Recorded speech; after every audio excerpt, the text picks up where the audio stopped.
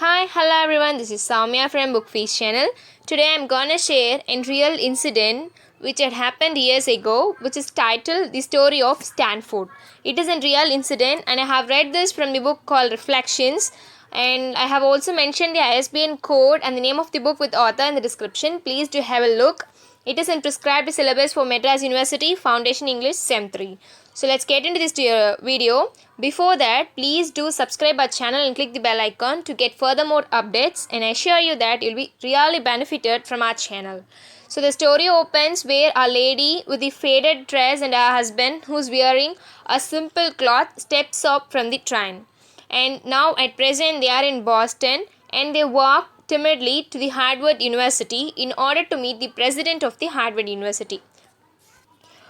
The secretary of the Harvard University, she comes forward and she sees the people and she states that they are very backwoods and country. They are people from countryside and they have no business. What is the people from lower community will be doing here? So they said that there is no any scope for the lady and her husband to be here, and they don't deserve even to stay in Cambridge. She started frowning. We want to see the president, the man said softly. He'll be busy all day, the secretary snapped.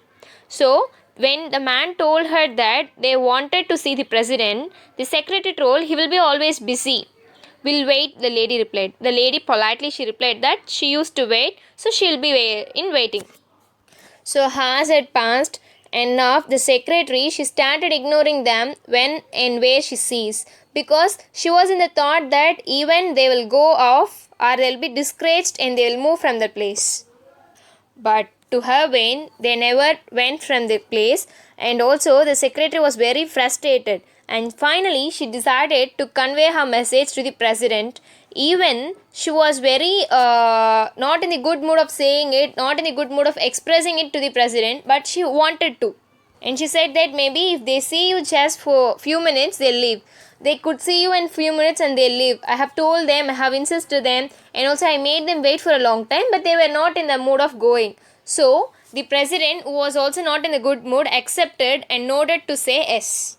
Someone who is highly mannered gets hesitated to see the people of his lower community. So as did the president, he was in the thought not to see the person, but he wanted to do as his job is to become. So he wanted to meet the people, and when he faced the couple, he was turned faced with dignity, and he started looking at the people up and down. What they are somewhat different. The dress says that they are not from the good financial status. This gave him a great place to make them get depressed. The lady suddenly she started to tell him that they had a son and he was a student at the Harvard University for a year, and he loved Harvard. He was fond of Harvard. He was very happy during his university days. But about a year ago, he was accidentally killed, and they decided to hire a memorial for him. And she says that my husband would like to erect a memorial. So can you offer a place somewhere in the campus? The president wasn't touched. He was very financially, he was money minded, so he was never touched and he was never shocked to see the person. Instead, he started taking up the pleasure by enjoying their innocence. He started saying, no ma'am, we cannot hire a statue for each and every person who passed away the university. If they started to hire a statue for each and every person from the university, automatically the university will become in symmetry. So we don't want to do that. The lady suddenly she said that no, we don't want to erect a statue. We are not in the interest of erecting a statue, but instead she wanted to build a building in the Harvard.